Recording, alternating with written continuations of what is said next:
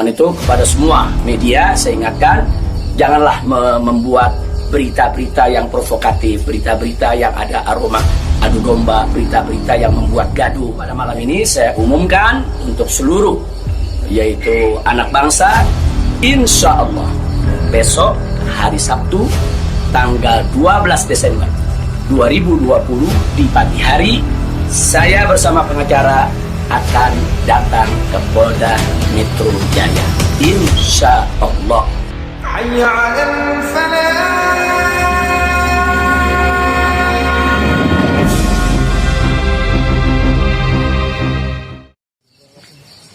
Assalamualaikum warahmatullahi wabarakatuh.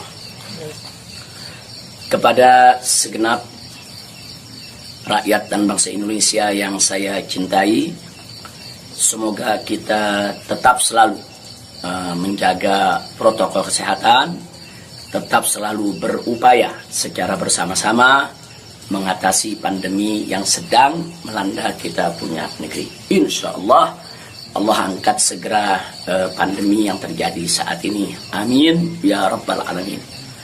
Nah, kepada seluruh masyarakat, dalam kesempatan ini saya ingin menyampaikan hal yang saya pandang amat penting sekali berkaitan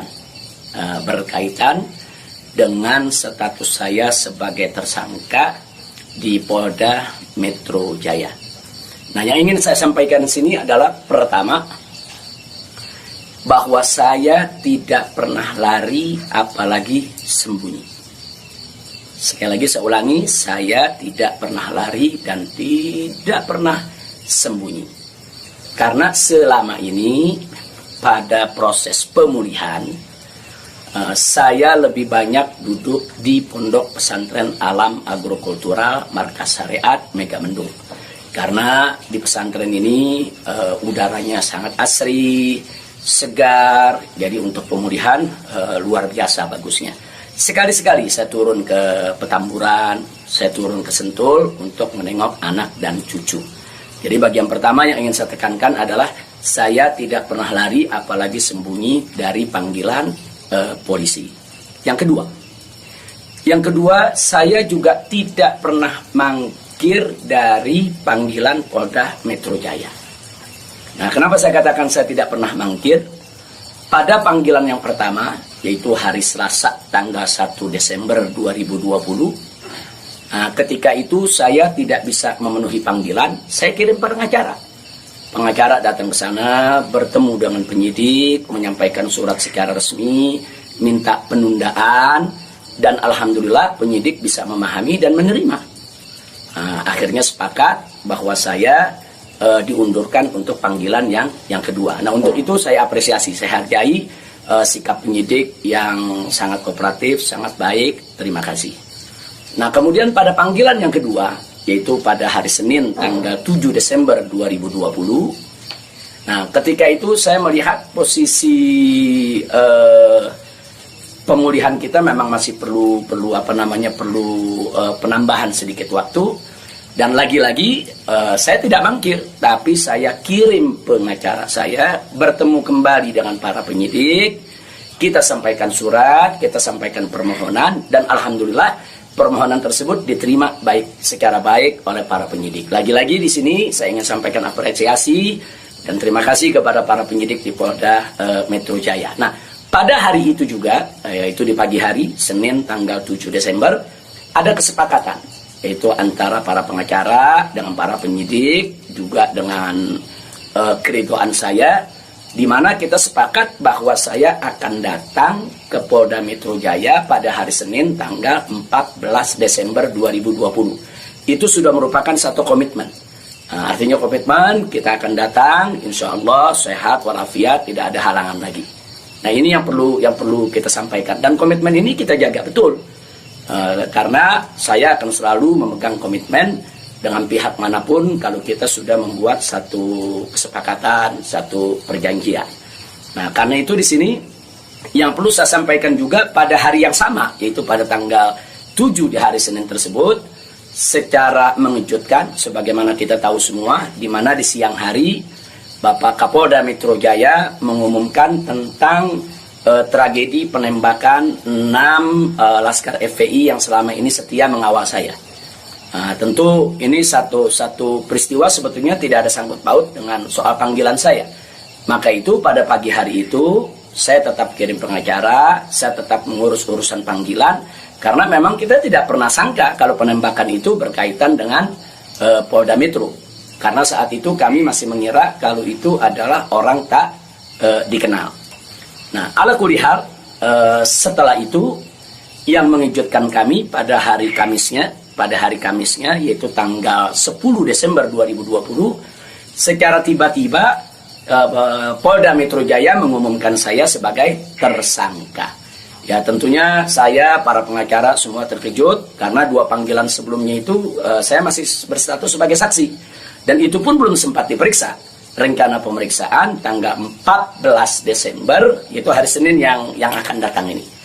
Nah, tapi karena memang pengumumannya begitu mengejutkan, pada hari Kamis tersebut saya sebagai tersangka, kemudian mendengar itu tidak benar kalau ada mengabarkan saya sembunyi, saya lari, tidak benar. Saya tetap berada di markas syariat Megamendung. Nah, begitu hari Kamis ada pengumuman semacam itu, Jumat pagi tanggal 11 Desember itu kita kirim lagi para pengacara untuk bertemu dengan penyidik, dan alhamdulillah terjadi pertemuan dengan penyidik. Nah, ditanyakan oleh para pengacara bagaimana komitmen yang hari Senin tanggal 14, apa itu batal atau bagaimana. Nah, kalau saya pribadi ingin tetap berpegang kepada komitmen. Nah, karena kita ini ustadz, dai, bergerak di bidang agama, tidak layak kalau kami itu membatalkan perjanjian atau suatu komitmen. Nah, kita dapat jawaban dari para penyidik. Dari para penyidik kelihatannya mereka tidak mau menunggu sampai hari Senin, mereka minta lebih cepat. Nah, pada saat itu juga para pengacara minta kepada para penyidik, ya Habib Rizik siap dipanggil kapan saja, tapi tolong surat panggilannya dibuat. Surat panggilan sebagai tersangka. Kami tidak pernah terima. Tapi kelihatannya para penyidik agak keberatan untuk mengeluarkan surat tersebut. Akhirnya terjadi kesepakatan, kalau begitu cobalah bagaimana caranya supaya Habib bisa lebih cepatlah ke Polda Metro Jaya. Jadi artinya mereka tidak mau melanggar komitmen juga, karena memang komitmennya pada tanggal 14 siap diperiksa. Nah, kita katakan melalui pengacara, kami bukan orang-orang yang suka ingkar janji, bukan orang-orang yang suka mengingkari komitmen yang ada. Tapi karena memang Polda Metro Jaya meminta lebih cepat, lebih baik menurut beliau, saya terima. Nah, karena itu pada malam ini saya umumkan untuk seluruh, yaitu anak bangsa, insya Allah besok hari Sabtu tanggal 12 Desember 2020 di pagi hari, saya bersama pengacara akan datang ke Polda Metro Jaya, insya Allah.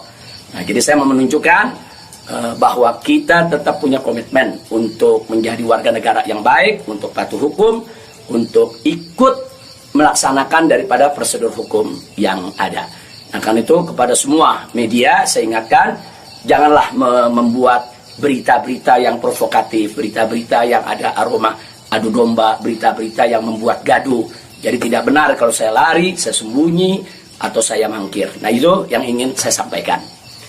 Nah, selanjutnya saya ingin menyampaikan kepada Polda Metro Jaya agar tidak terjadi kerumunan, agar tidak mengambil perhatian daripada masyarakat, agar juga tidak ada pihak ketiga yang memanfaatkan yaitu momentum soal penjemputan saya ini sehingga bisa menimbulkan kegaduhan.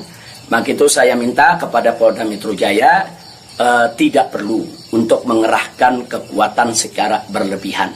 Bahkan menurut saya tidak perlu ada penjemputan, tidak perlu ada pengerahan pasukan. Itu hanya akan mengeluarkan biaya yang banyak, kemudian ditambah lagi juga menguras tenaga, dan yang paling berbahaya adalah mengundang perhatian masyarakat sehingga nanti terjadi kerumunan.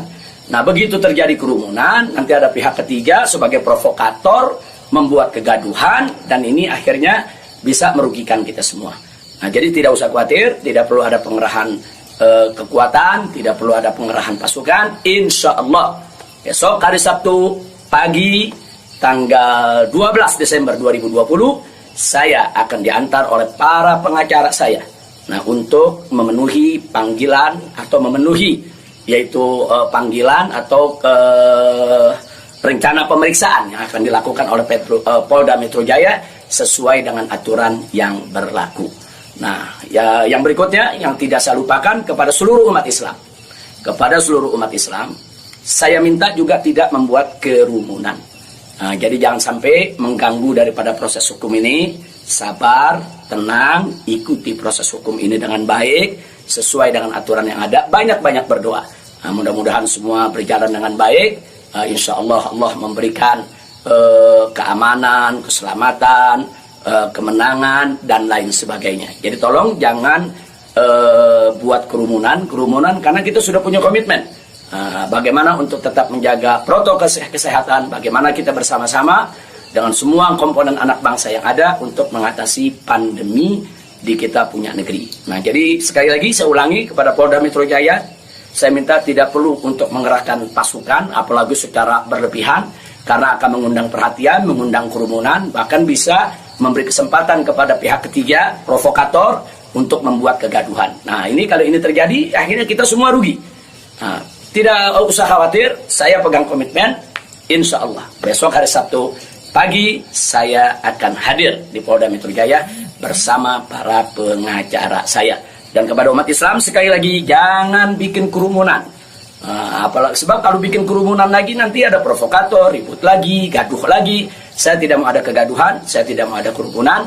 Saya ingin pemeriksaan itu berjalan secara baik sesuai dengan undang-undang yang berlaku.